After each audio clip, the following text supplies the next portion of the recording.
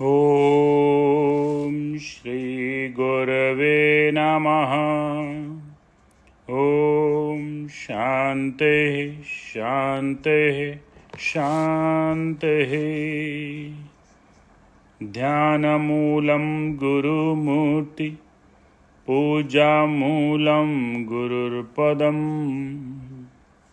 मंत्रमूलं गुरुर्वाक्यम् मोक्षमूलं गुरुः कृपा। ओम शांति शांति शांति। प्रणाम भगवान। मणिरत्न माला आलू वाले बाबा जी का दिव्य ग्रंथ, जिसमें 26वें मंत्र की व्याख्या चल रही थी आलू वाले बाबा की, जिसमें बताया कि संपूर्ण जगत दुख रूप है और इस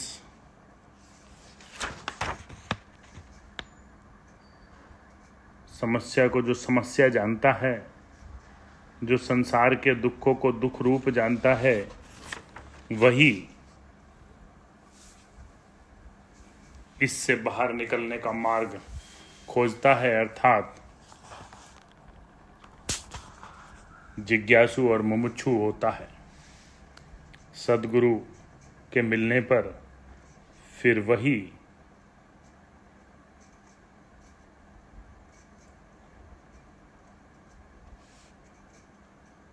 जो उसका स्वरूप है, मुक्त स्वरूप, उसको सद्गुरु बताते हैं और वो इस दुख रूप संसार से अपने सुख रूप स्वरूप में स्थित हो जाता है। इसी की महत्वता को बताते हुए एक दृष्टांत दे रहे हैं।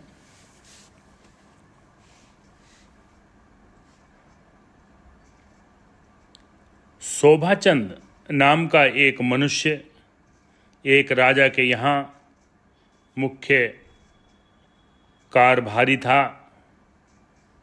उसके छोटे भाई का नाम भाईचंद था। भाईचंद जब तक छोटी उम्र का था तब तक भाईचंद के साथ रहा। कुछ बड़ी उम्र होते ही शोभाचंद ने उसे अलग कर दिया और जो माल मिल्कियत थी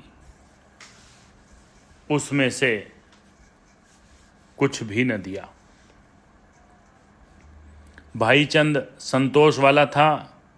उसने मिल्कत लेने को कुछ झगड़ा न किया। कुछ दिनों तक वह धंधे बिना भटकता रहा। अंत में एक मनुष्य की सिफारिश से उसने दरबार में एक क्लर्क की नौकरी कर ली। शोभाचंद को यह भी पसंद न आया। भाईचंद दरबार की नौकरी से छूट जाए, इसके लिए उसने कई यत्न किए, परंतु भाईचंद की नौकरी न छूटी। भाईचंद जिसके पास नौकरी करता था उसकी उस पर प्रसन्नता थी। भाईचंद चतुर और मेहनती था। अपने भाई शोभाचंद को पिता रूप मानता था। शोभाचंद विरुद्ध होते हुए भी भाईचंद का उस पर प्रेम था।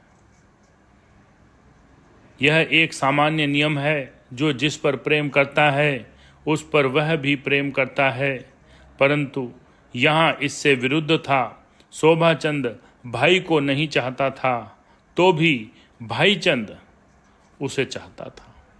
भाईचंद अपने कार्य करने में चतुराई से थोड़े दिनों में ही छोटी नौकरी से बड़ी नौकरी पर पहुंच गया। अब उसे एक नौकरी मिली थी कि राजा के सामने उसे बार बार जाना पड़ता था। राजा उसकी बोलचाल, सभ्यता और चतुराई से प्रसन्न होता जाता था। एक दिन राजा ने मुख्य कारभारी शोभाचंद से कहा, कारभारी जी, तुम्हारा छोटा भाई एक योग्य पुरुष है। उसके कार्य से मैं प्रसन्न हूँ। तुम्हारे बाद मैं उसको मुख्य अधिकारी के पद पर नियुक्त करूँगा। शोभाचंद राजा के मुख पर मीठी मीठी बातें करके घर पर चला आया। उसका हृदय जलता था। उसने सोचा कि भाई चंद के ऊपर राजा की कृपा हमारा अहित करने वाली है। मेरे बाद मुख्य अधिकारी के पद का हकदार मेरा पुत्र प्रेमचंद है। आज तो राजा ने मेरे बाद भाई चंद को अधिकारी बनाने को कहा है।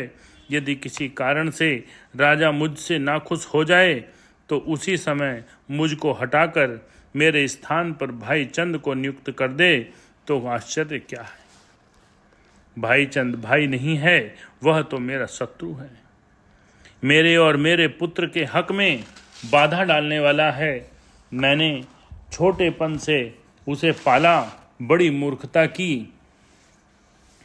किसी प्रकार उसका नाश करना चाहिए। ऐसा सोचकर उसने जल्लाद को एक चिट्ठी लिखी, एक कटोरदान में बंद करके भाई चंद को बुलाकर उसके हाथ में दी और कहा, भाई तुझ पर मुझे पूर्ण विश्वास है। राज्य का बहुत जरूरी और गुप्त कार्य तुझे सौंपता हूँ। इस कटोरदान पर मैंने जिसका नाम लिखा है उसे इसको जाकर दे आ। यह काम गुप्त रखने का है। कटोरदान को खोलियो मत। कहीं भी रुके बिना जल्दी जाकर दे आ। इसमें रखी हुई चिट्ठी गुप्त है। यदि किसी को खबर पड़ जाएगी तो मामला बिगड़ जाएगा। भाई चंद को विश्वास था, भाई ने मुझे गुप्त काम सौंपा है। ऐसा समझकर वह प्रसन्न होकर कहने लगा, हाँ, आपकी आज्ञा अनुसार मैं चिट्ठी न पढ़ूंगा और न किसी को कोई पढ़ने पावेगा। जिसके नाम की है वही पढ़ेगा। अभी जाकर दिए देता हूँ। ऐसा कहकर चल पड़ा। मार्ग में उसका भतीजा प्रेमचंद्र जुए में मिला। वह जुए में हार गया था। काका को जाते हुए देख उसने उसे अपने पास बुलाया। भाई चंद ने मने किया, परंतु प्रेमचंद के हट करने पर उसे उसके पास जाना पड़ा, क्योंकि उन दोनों का आपस में प्रेम था। प्रेमचंद बोला, काका जी, मेरा चित्त ठिकाने नहीं है। मैं दांव पर दांव हार रहा हूँ। कृपा करके तुम मेरी तरफ से दांव फेंको। भाई चंद ने कहा, क्या तुझे खबर नहीं है? मुझे जुए पर तिरस्कार है। मुझे यह कटोरदान देने को जल्दी जाना है। यह राज्य का गुप्त काम है। शाम होने वाली है। भतीजा न माना और कहा, लाओ कटोरदान मैं दिए जाता हूँ, तुम मेरी तरफ से खेलो। अति आग्रह से भाईचंद खेलने बैठ गया और प्रेमचंद कटोरदान लेकर जल्लाद के घर पहुंचा। जल्लाद ने कटोरदान खोला और चिट्ठी निकाली और पढ़ी। उसमें लिखा था, चिट्ठी ले आने वाले को क्षण भर भी विचार किए बिना मार डालना। जल्लाद आश्चर्य में पड़ा। मुख्य अधिकारी अपने पुत्र को ही क्यों मरवाता होगा। खैर, उसने मुझे विचार करने को मने किया है। ऐसा विचार कर जल्लाद ने तलवार के झटके से प्रेमचंद के सिर की धड़ से अलग कर दिया और कटे हुए सिर को कटोरदान में बंद करके शोभाचंद के पास भेज दिया। शोभाचंद ने कटोरदान खोला और वह अपने पुत्र का सिर देखकर कहा, हाय करके बेहोश हो गया। घर के सब लोग दौड़ आए। शोभाचंद होश में आकर कहने लगा, हाय कपट, मेरा ही पाला हुआ, मेरा सत्यानाश करने वाला नमक हराम भाई कहाँ है? जाओ खबर लेके आओ। भाईचंद कहाँ है? लोगों ने जाकर खबर की कि भाईचंद अमुक स्थान पर जुआ खेल रहा है। शोभाचंद ने दूसरे दिन राजा के दरबार में जाकर अपने पुत्र के खून का आरोप भाईचंद पर लगाया। राजा ने तलाश की तो शोभाचंद की चिट्ठी जल्लाद के पास मिली और गवाहियों से राजा की समझ में आ गया कि मामला किस प्रकार हुआ है। राजा ने शोभाचंद और जल्लाद को फांसी दिए जाने की आज्ञा दी। भाईचंद उसी समय सभा में आकर कहने लगा कि हे राजन, शोभाचंद ने राज की सेवा की है। भूल सबसे होती है। आप उन्हें जीवन दान दे दीजिए। राजा ने तिरस्कार पूर्वक शोभाचंद से कहा कि हे दुष्ट, तूने अपने छोटे भाई की जान लेने का यत्न किया था, तो भी वह उदार चित्त तेरी सिफारिश करता है। शोभाचंद की आंखों में आंसुओं की धारा बहने लगी। राजा ने उसी समय शोभाचंद को देश निकाला दिया और भाईचंद को मुख्य अधिकारी के पद पर नियुक्त किया। भाईचंद प्रेमचंद के मरने से उदास था, परंतु अब कुछ हो ही नहीं सकता था। ऊपर के दृष्टांत से इस प्रकार समझना चाहिए कि शोभाचंद भाईचंद का भाई नहीं था। भाईचंद की तरफ शोभाचंद ने शत्रुता का ही कार्य किया था। भाईचंद भी शोभाचंद का भाई ही था। अनेक कष्ट देने पर भी वह शोभाचंद को अपना भाई ही समझता था। सूली की सजा की आपत्ति के समय भी भाईचंद ने राजा से सिफारिश करके शोभाचंद की रक्षा की। आपत्ति में भाईचंद ने सहायता की, इसलिए वह ही बंधु था। वह व्यवहारिक दृष्टांत व्यवहारिक बंधु समझने के लिए है। कोई मित्र, सगा, जाति वाला अथवा पशु पक्षी जो आपत्ति में सहायता दे, यदि वह नीच से नीच भी हो तो भी बंधु कहा जाता है। संसार में कोई भी विपत्ति रहित नहीं है।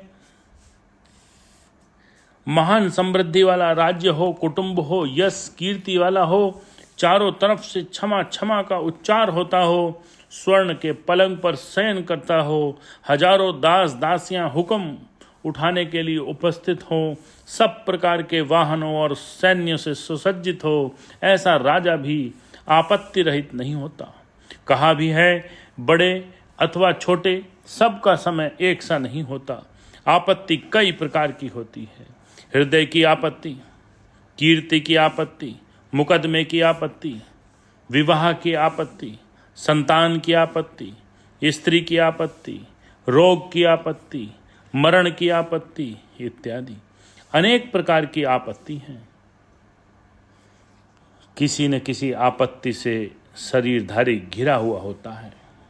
इन सब आपत्तियों में से किसी भी आपत्ति में सहाय करने वाला बंधु है। ऐसे ही माता पिता भी विपत्ति में सहाय देने वाले हैं। माता पिता जन्म देते हैं और बाल्य अवस्था में दूध और अन्न से पोषण करते हैं। वे बालक के निमित्त स्वयं दुख सहन करते हैं, किंतु बालक को कष्ट होने नहीं देते। इसलिए उनके जितने गुणानुवाद किए जाएं थोड़े ही हैं। बाल्य अवस्था में माता पिता जो सेवा करते हैं, उसके बदले में यदि कोई मनुष्य अपने शरीर के चर्म का जूता भी सिलवा कर पहना दे तो भी बदला नहीं चुकता। माता पिता भी तब माता पिता कहे जाते हैं जबकि बचपन से ही बच्चों को शुभ मार्ग में चलने की शिक्षा दें। बच्चों का सुधारना बिगाड़ना माता पिता के शिक्षण के ऊपर आधार रखता है। मोह में फंसकर लाड़ लड़ाए जाए और बालक के योग्य शिक्षा न दें, ऐसे माता पिता कहलाने योग्य नहीं हैं।